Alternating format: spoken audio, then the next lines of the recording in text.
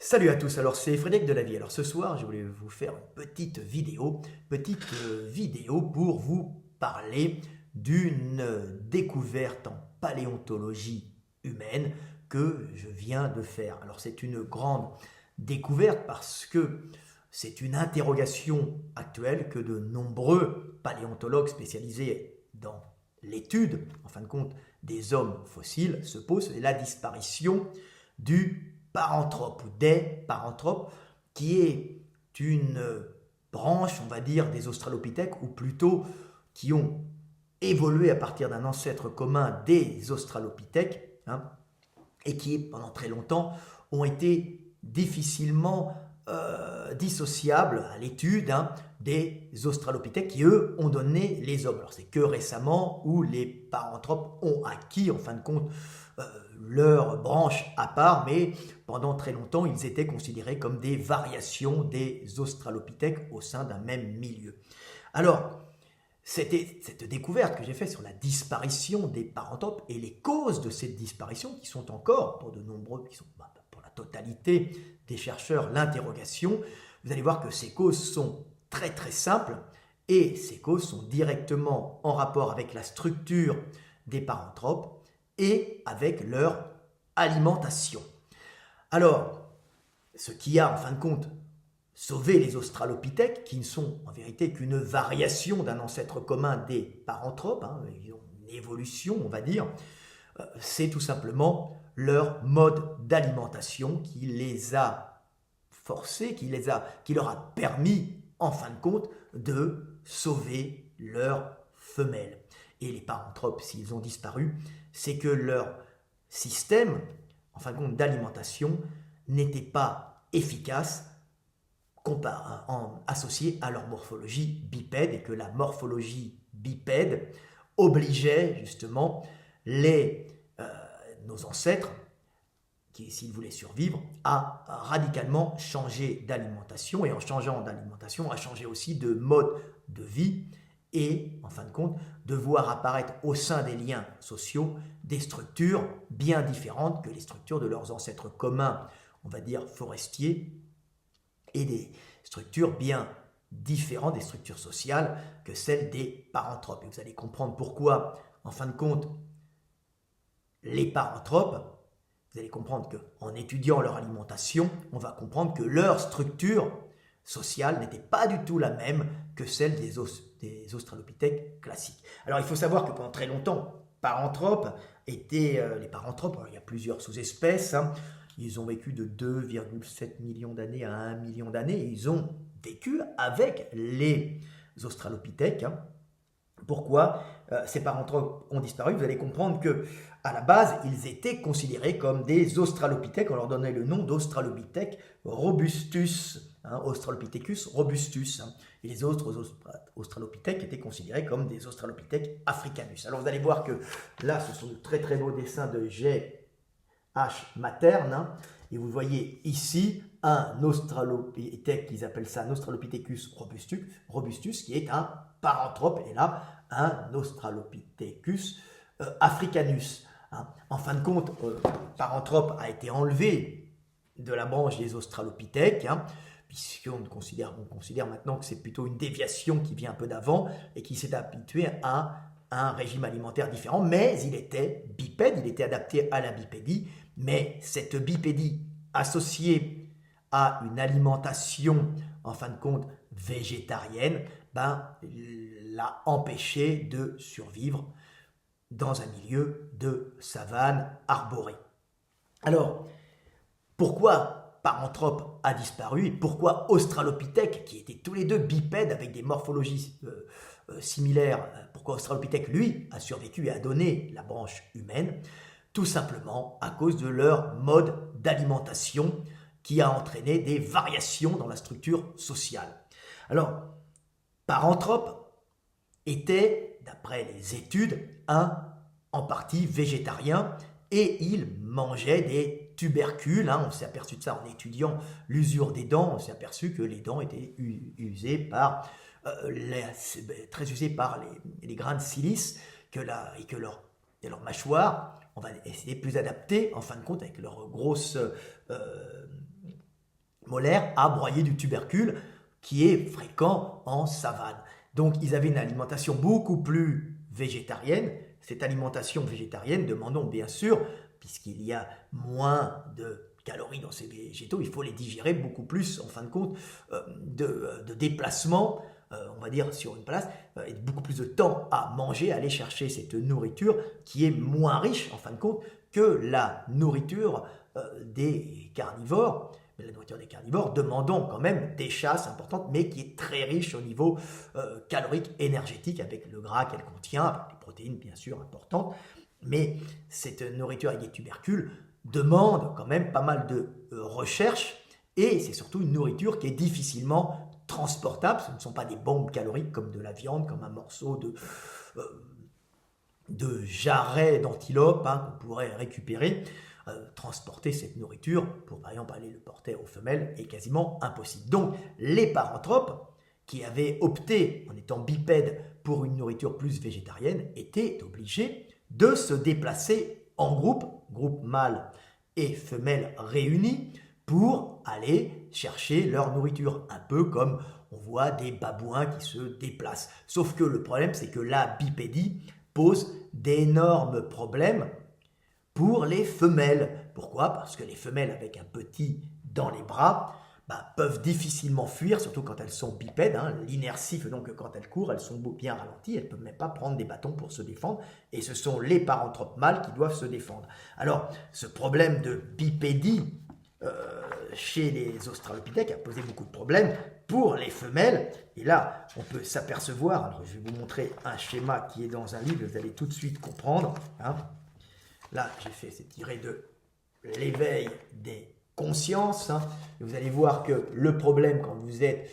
un primate classique, vous pouvez porter votre petit sur le dos. Alors c'est en forêt, donc il y a des arbres partout, on peut se réfugier. Donc les femelles peuvent en même temps manger, chercher de la nourriture avec le petit sur le dos et se réfugier dans les arbres. Quand on se trouve en savane, quand on est un australopithèque, on a beaucoup plus de problèmes pour se promener quand on est une femelle avec un petit dans les bras, puisqu'on n'a pas encore les hanches larges, comme on le voit ici avec des oïlias qui sortent. Donc on tient le petit dans les bras, et en tenant le petit dans les bras, on est bien plus vulnérable parce qu'on ne peut pas courir facilement. L'inertie fait que le petit y tombe. Et ça pose un problème, surtout que les savanes, ce n'est plus la forêt, on se réfugie uniquement dans les arbres, et quand on est face à des prédateurs, c'est extrêmement dangereux. Alors que vous voyez, pour les femmes humaines, on s'est adapté, le bassin s'est élargi pour faire sortir des petits à gros cerveaux, et le petit peut, en fin de compte, s'asseoir comme sur une selle, et les mamans peuvent se déplacer avec un petit dans les bras. Bon, l'australopithèque, c'était beaucoup plus problématique, il continuait à grimper dans les arbres. Malheureusement, il y a peu d'arbres en savane, et donc c'est très problématique pour les femelles, et on s'est aperçu avec les restes que c'était souvent les femelles et les petits qui passaient dans l'estomac des prédateurs. Il ne faut pas s'imaginer, en fin de compte, la savane africaine de l'époque comme la savane africaine actuelle, où on voit des tours opérateurs organisant des safaris photos. Non, à l'époque, il y avait des lions, mais il y avait beaucoup plus de gros prédateurs que maintenant, puisque maintenant les hommes les ont quasiment éliminés. Donc c'était un milieu encore beaucoup plus dangereux qu'actuellement, et les petits singes bipèdes ne faisaient pas long feu s'ils n'étaient pas bien organisés. Alors les Paranthropus avaient des mâles relativement costauds qui pouvaient en fin de compte défendre leurs femelles, mais les femelles étaient victimes des prédateurs, et c'était elles qui allaient chercher leur nourriture avec les mâles en groupe de mâles, et il n'y avait pas cet échange de nourriture, sexe contre nourriture, pour la bonne raison qu'un paranthrope ne peut pas aller rapporter de la nourriture à sa femelle, surtout de la nourriture végétale, parce que ça prend surtout des racines, ça prendrait trop de place, c'est pas possible, ce n'est pas des bombes caloriques. Quand vous revenez d'une chasse, vous pouvez ramener une cuisse sur votre épaule, nourrir la femelle avec du gras, il y a beaucoup d'énergie qui lui permet en fin de compte de ne pas se déplacer beaucoup et de rester près des arbres quand vous êtes un australopithèque. Un paranthrope, lui, était végétarien, donc énorme problème pour les femelles. Et vous voyez que les mâles, la reconstitution n'est pas totalement exacte, était un peu différente de ça, mais c'est déjà une très très belle reconstitution. Ils étaient plus massifs, ils avaient les bras plus longs, les jambes un tout petit peu plus courts, encore un gros bide pour pouvoir digérer des végétaux, mais ils étaient dangereux quand même, mais il n'était pas carnivore, il ne faisait pas de charognage, hein, il n'allait pas chercher des charognes, c'était des charognards opportunistes, hein, les australopithèques, mais les paranthropes, non, ce qu'on appelle les australopithèques robustus, non, eux, ils étaient plutôt végétariens, ce qui posait des problèmes. Les femelles étaient donc obligées d'aller chercher de la nourriture avec les mâles protégeants. Et la structure sociale n'était pas du tout la même, puisqu'on voit un grand dimorphisme sexuel. Pourquoi? Parce qu'il y avait quelques mâles costauds qui, en fin de compte, protégeaient leur harem. Hein, il devait y avoir 1, 2, 3 mâles. C'était plutôt des structures faites comme les structures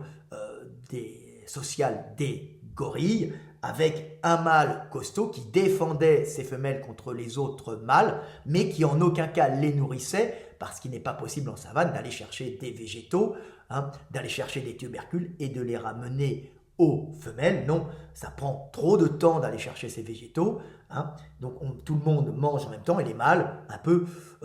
on va dire le mâle, un peu costaud, protège ses femelles qui elles sont un peu costauds aussi, mais il y a de prédateurs très dangereux, donc c'est quand même très dangereux pour les femelles, donc il n'y a pas cette capacité, en fin de compte, d'arriver en saturation dans le milieu, de croître et de se multiplier. Ils sont restés très longtemps, mais il y avait ce problème de vulnérabilité des femelles. Donc les paranthropes avaient cette structure sociale un peu proche des gorilles, avec des mâles, en fin de compte, protégeant un harem de femelles. Alors que les australopithèques, eux, classiques, qui étaient en fin de compte une branche qui était devenue plutôt, on va dire, charognard, un peu carnivore, hein, ne prenait beaucoup moins de racines et avait opté pour un partage des tâches. Alors ça ne s'est pas fait comme ça, c'est simplement les groupes qui mangeaient le plus, qui chassaient le plus, et en fin de compte, les femelles qui récupéraient de la nourriture au mâle en échange de sexe qui ont survécu. Et c'est cet échange sexe contre nourriture qui a permis aux australopithèques de survivre et de prendre, en fin de compte, de prendre le pas, hein, d'occuper l'espace et de progressivement remplacer en savane les paranthropes qui étaient devenus en fin de compte trop vulnérables et qui avaient sûrement une reproduction, on va dire une démographie moins importante, pour la bonne raison que leurs femelles et leurs petits, avec leurs petits dans les bras, étaient beaucoup plus vulnérables. Alors, la structure sociale des australopithèques, en fin de compte, a évolué parce qu'ils sont devenus progressivement, ils ont opté pour une nourriture plus carnée. Et en optant pour cette nourriture plus carnée, les mâles pouvaient aller en groupe, aller chercher cette nourriture et la rapporter et l'échanger aux femelles qui, elles, restaient près des arbres, prêts à monter, à se réfugier, en général près des arbres qui sont près des points d'eau, prêts à monter, à se réfugier en cas d'arrivée de prédateurs. Et c'est ainsi que le fait de passer en nourriture carnée a permis aux australopithèques de survivre et surtout à leurs femmes de ne plus être victimes à leurs femelles des prédateurs. Pourquoi? Parce que avec un petit dans les bras, la structure physique, la bipédie, empêche justement la femelle de pouvoir se défendre, de taper et même de pouvoir transporter son petit sur l'eau, de fuir rapidement. On le regarde encore, c'est un gros problème de porter un petit dans les bras. Alors, surtout que les australopithèques et les paranthropes ne couraient pas très bien, marchaient relativement bien sur de longues distances, mais ils n'étaient pas encore adaptés à la course. Ils étaient plutôt adaptés à la marche. L'adaptation à la course est venue après. On voit bien que le fessier, là c'est un autre dessin que j'ai fait, nous avons un gorille, un australopithèque et un homme. Vous voyez bien que l'os iliaque est peu projeté en arrière, que les membres inférieurs sont droits, qu'on peut marcher facilement un peu en se dandinant, c'est très économique, mais il y a peu de possibilités d'accélérer pour piquer un sprint jusqu'à l'arbre. Et ce qui donne justement une vulnérabilité des femelles si les mâles ne les défendent pas. Donc les femelles, en fin de compte, ont tout intérêt à ne pas trop s'éloigner des arbres, à observer les alentours et à attendre que les mâles reviennent avec un peu de nourriture pour, en fin de compte, compenser leur faible possibilité d'aller sur un vaste terrain chercher de l'énergie. Alors elles ne peuvent pas aller chercher de l'énergie végétale parce que c'est dangereux, donc elles en prennent un peu autour et les hommes viennent supplémenter les femmes et leur permettre de manger, de manger grâce aux viandes que les hommes récupèrent par leur chasse ou par la récupération de charognes sur des prédateurs de taille moyenne. Donc ça a été le changement de nourriture et cet échange sexe contre nourriture qui a permis en fin de compte tout simplement aux australopithèques de survivre. Et alors c'est bien sûr les groupes les groupes d'australopithèques qui avaient les femelles avec les périodes d'oestrus les moins visibles, c'est-à-dire les périodes où les femelles montrent leur fertilité, qui en fin de compte ont survécu puisque l'échange sexe contre nourriture se faisait quasiment en permanence pour la bonne raison, en fin de compte, que sans période d'oestrus visible, les mâles ne savent pas quand les femelles sont fécondables et c'est ainsi qu'ils les nourrissent en permanence et que les femelles se font nourrir en permanence parce que si elles étaient nourries uniquement pendant les périodes d'oestrus, elles crèveraient de faim. Donc ce sont les groupes avec les périodes d'oestrus non visibles qui ont le mieux survécu et qui ont en fin de compte permis aux mâles, en fin de compte, qui ont fait que les mâles nourrissaient les femelles en permanence et ont été attirés non pas par les femelles en période d'oestrus, c'est-à-dire indiquant leur fertilité, ou avec des signes extérieurs, le cul un peu cambré, les callosités fessières un peu rouges, mais comme elles se redressaient, on les voyait moins. Donc c'était les femelles qui, elles, prodiguaient des attentions aux mâles, qui avaient le plus de chances de survivre et de nourrir leurs petits. C'est ainsi qu'est née cette dépendance affective des mâles aux femelles et cette dépendance énergétique des femelles aux mâles avec cette perte d'oestrus et cette sexualité constante, sexualité qui est en fin de compte un échange d'énergie dans un milieu d'énergie contre du sexe, dans un milieu extrêmement dangereux qu'est la savane et qui a permis aux femelles des australopithèques, donc à nos ancêtres, de survivre et de, en fin de compte, permettre à l'humanité de perdurer. Alors que le paranthrope, Australopithecus robustus, lui, a disparu. Et disparu pourquoi? Parce que son système en fin de compte, son système de groupe, son système social, basé sur un individu puissant avec un harem de femelles ou 2 ou 3 individus puissants avec un harem de femelles, où tout le monde va chercher de la nourriture,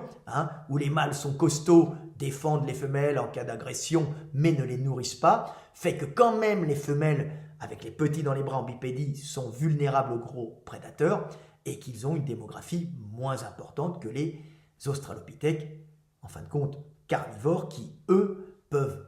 permettre à leurs femelles de rester près des arbres et d'aller les alimenter, alors que, en fin de compte, paranthrope continuait à aller chercher en groupe sa nourriture, ce qui était, en fin de compte, pas la meilleure option pour la survie des femelles et de leurs petits. Alors ils étaient costauds parce qu'il y avait un dimorphisme sexuel, parce qu'il devait y avoir un affrontement entre les mâles pour les harems, mais il n'y avait aucunement cet échange sexe contre nourriture, parce que, comme je vous l'ai dit, se déplacer avec des végétaux, il lui faudrait qu'il ramène des kilos et des kilos et des kilos pour avoir l'équivalent d'un peu de viande et de graisse qui fait survivre des femelles, des australopithèques qui restent près des hommes. Donc paranthrope était une voie sans issue, surtout comme à certains moments, les australopithèques ont pris le dessus et visiblement les australopithèques ont dû en partie aussi les évincer sur ce terrain-là, puisqu'ils devaient se nourrir de tout. Et ils devaient aussi occasionnellement se nourrir de femelles paranthropes, leurs cousins, et de leurs petits, puisque en groupe de mâles avec des bâtons, ça ne devait pas trop les gêner d'aller tabasser des femelles de paranthropes, anciennement Australopithèque robustus, d'aller tabasser, de tuer pour récupérer les femelles ou leurs petits. On était à cette époque des prédateurs opportunistes, prêt à manger tout et n'importe quoi, alors que notre pauvre paranthrope, ex-ancien Australopithèque robustus, lui, avait un système beaucoup moins efficace pour la survie de ses femelles, et c'est ainsi qu'il a disparu. Et en fin de compte, c'est les australopithèques qui ont survécu grâce à leur régime alimentaire, carnivores, leur permettant cet échange sexe contre nourriture et ce partage des tâches, en fin de compte, les femmes attendant que les hommes les nourrissent près des arbres, près des points d'eau, et les hommes, plutôt les mâles, allant chercher de la nourriture. Donc la disparition des paranthropes vient essentiellement du mauvais choix, on va dire nutritionnel, de ces bipèdes qui, en fin de compte, fait qu'en savane, les femelles sont extrêmement vulnérables avec des petits dans les bras, alors que les mâles le sont moins, puisqu'ils peuvent, même s'ils courent moins bien, avec un bâton, taper de haut en bas extrêmement fort, puisqu'ils continuaient à grimper dans les arbres, et leur seul salut, c'était les arbres. Et comme quand on s'éloigne des arbres, on devient plus vulnérable à tous ces prédateurs qui traînent en savane, et malheureusement, ils avaient une démographie moins importante, et une capacité pour les femelles de survie moins importante. Donc ils sont morts à cause de ils sont disparus à cause de l'impossibilité des femelles, en fin de compte, ou plutôt la manque de possibilité de bien survivre dans ce milieu extrêmement dangereux. Et c'est uniquement les australopithèques, grâce à cet échange sexe contre nourriture, qui ont survécu, les femelles pouvant rester près des arbrissures où elles continuaient à grimper, alors que les mâles allaient en groupe chercher de la nourriture. Alors on voit apparaître aussi avec les australopithèques un début de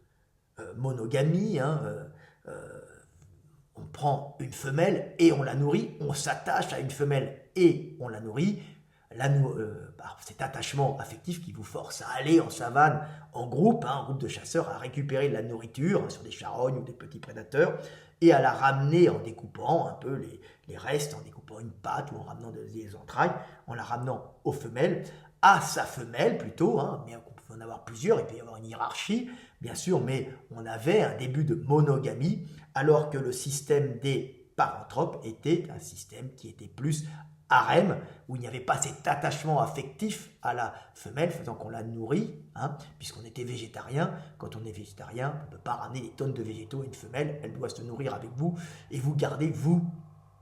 votre harem. C'est pour ça que les mâles étaient très costauds pour défendre les femelles contre éventuellement les prédateurs, mais surtout contre les autres mâles, alors que les australopithèques, eux, étaient moins costauds parce qu'il y avait moins d'affrontements entre mâles à faire, mais plein de petits mâles plus graciles avec des bâtons dans les mains, ça faisait une armée de petits mecs, de petits singes bipèdes extrêmement dangereux pour les prédateurs, pour leurs prédateurs, et après ils sont même devenus, ces petits primates, eux-mêmes de grands prédateurs, devenant Homo habilis, Homo erectus, mais ils faisaient déjà fuir leurs prédateurs par cet effet de groupe armé, alors que le paranthrope, ils étaient un ou deux, ce qui est moins efficace qu'une dizaine ou une quinzaine de mâles australopithèques chassant ensemble. Voilà. Mais les australopithèques ont à ce moment-là adopté une conduite plus monogame, bien qu'il devait rester des mâles qui devaient aller baiser à droite à gauche, toutes les femelles, il devait y avoir des dominants, des alphas, mais il y avait une espèce de monogamie qui a commencé à s'installer avec un attachement affectif qui permettait de nourrir les femelles, tout simplement de créer une dépendance pour nourrir les femelles. Donc en fin de compte, c'est les mâles qui avaient une dépendance affective à l'épouillage et au sexe, qui transmettaient le mieux leur gène. Ce n'est pas un désir, bien sûr, ça se passe toujours par sélection. Puis c'est les femelles qui avaient des pertes d'ostréus, donc des périodes d'ostréus, donc en fin de compte, leur période de fertilité qui était le moins visible, et qui avait, en fin de compte, cet échange de sexe contre nourriture qui générait cet échange de sexe contre nourriture, qui ont survécu. Ça ne vient pas d'un désir, c'est toujours des sélections. Donc, on peut voir que par mon explication, on comprend tout de suite pourquoi les paranthropes ont disparu et pourquoi les australopithèques ont survécu. Donc, c'est échange sexe contre nourriture qui a fait survivre l'humanité, qui a fait survivre les australopithèques, et c'est cette absence en savane, zone très dangereuse, il y a des prédateurs d'échange sexe contre nourriture, qui a rendu extrêmement vulnérables les femelles des paranthropes avec leurs petits, qui étaient obligés de se déplacer avec le mâle dominant, ou les quelques mâles dominants, qui a causé en fin de compte leur perte et leur remplacement par leurs cousins mieux adaptés par leur structure sociale découlant de leur nouveau mode alimentaire carnivore, ou plus en tout cas carnivore, qui a permis aux australopithèques de survivre. Voilà, vous voyez qu'un choix alimentaire peut permettre à une espèce de survivre et que ce choix alimentaire entraîne en même temps la possibilité d'une autre structure sociale basée sur le partage, en fin de compte, des tâches, et la femelle s'occupant du petit, près des arbres, et le mâle s'occupant d'aller chercher de la nourriture, alors que chez les paranthropes, il n'y a pas de partage des tâches, il y a un mâle surveillant un groupe de femelles, tout ça parce que être végétarien ne rend pas possible le sexe contre nourriture. Et que le fait de manger de la viande et d'aller en chercher rend possible justement le sexe contre nourriture, puisque la viande, avec la graisse qu'elle contient, sont des bombes caloriques facilement transportables. Donc les mâles pouvaient aller avec leurs deux mains libres, un bâton dans une et l'autre libre, ramener de la nourriture, frapper les ennemis, frapper les autres prédateurs, les faire fuir et ramener de la bouffe dans sa main libre en étant bipède. Tout simplement, la structure physique entraîne bien sûr des changements de mentalité et ont permis justement par on va dire le choix de la viande, ont permis à l'humanité de survivre et on a vu ainsi la disparition des paranthropes. Je pense qu'ils ont été en partie bouffés aussi par les australopithèques qui ne devaient pas se gêner, mais de toute façon, ils avaient une démographie qui était bien moins bonne que celle des australopithèques qui sont progressivement devenus de petits prédateurs, des charognards opportunistes, de petits prédateurs opportunistes extrêmement dangereux avec leurs bâtons dans les mains, leurs cailloux, qui pouvaient lancer contre les prédateurs, alors que en groupe de mâles, pourtant, alors que les paranthropes, un mâle tout seul, c'est moins efficace, même s'il est costaud, que 10 ou 15 australopithèques mâles, et les femelles avec les petits dans les bras des paranthropes ne peuvent pas se défendre, donc se font bouffer, alors que les femelles des australopithèques restent près des arbres et survivent, donc les australopithèques ont survécu. Voilà ce que je voulais dire. C'est très très simple en fin de compte, vous voyez, on peut comprendre par le régime alimentaire que les paranthropes n'étaient pas monogames, bien moins monogames que les australopithèques, qu'ils avaient un dimorphisme sexuel parce que c'était des mâles qui surveillaient en fin de compte des groupes de femelles et qui éloignaient les prédateurs, mais en aucun cas ils nourrissaient les femelles parce que ce n'est pas possible de ramener de la nourriture à des femelles dans les mains, la nourriture végétale, c'est trop grand, trop gros, il y a trop de fibres et c'est impossible de ramener plein de tubercules ou de fruits aux femelles. Il n'y a que la viande qui permet aux femelles de rester près d'un arbre comme les australopithèques, et qui permet de ramener cette bombe calorique aux femelles et qui leur permet de tenir. Alors, on voit que la structure des australopithèques devait progressivement se rapprocher de celle des hommes. Les femelles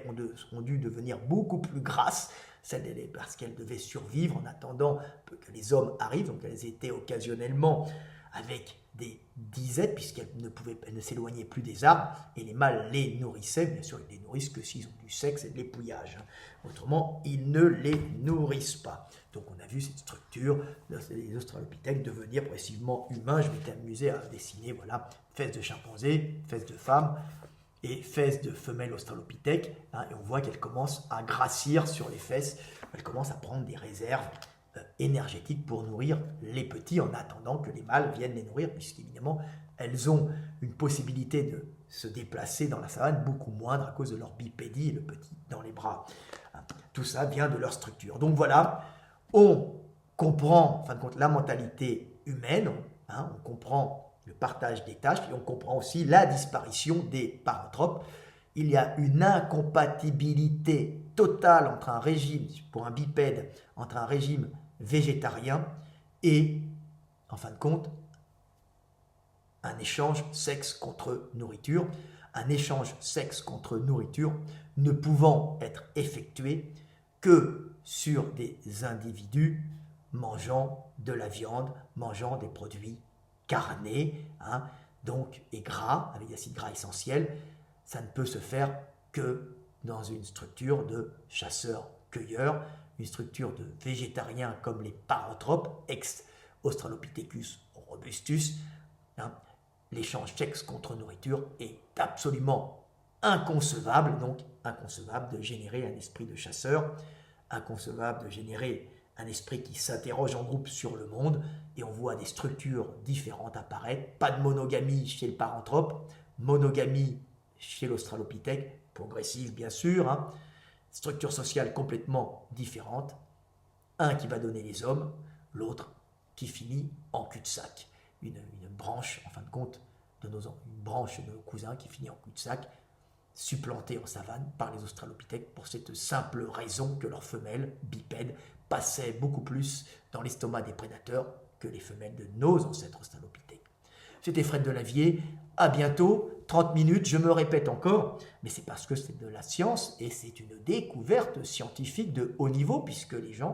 chercheurs sont encore en train de s'interroger, et puis vous voyez bien que c'est de la logique pure et dure, énergétique, basée sur la structure des individus, sur leur mode alimentaire, et qu'il n'y a pas d'autre possibilité que d'être bipède, carnivore, et c'est avec partage des tâches, homme-femme, c'est la meilleure option, échange sexe contre nourriture en bipédie, que celle de rester végétarien qui vous condamne, en fin de compte, en savane, à la disparition progressive, même si cette disparition s'est opérée, on va dire, sur des millions d'années. Mais Paranthrope ne pouvait être que supplanté par Australopithèque à cause de la vulnérabilité de ses femelles. C'était Fred Delavier, à bientôt.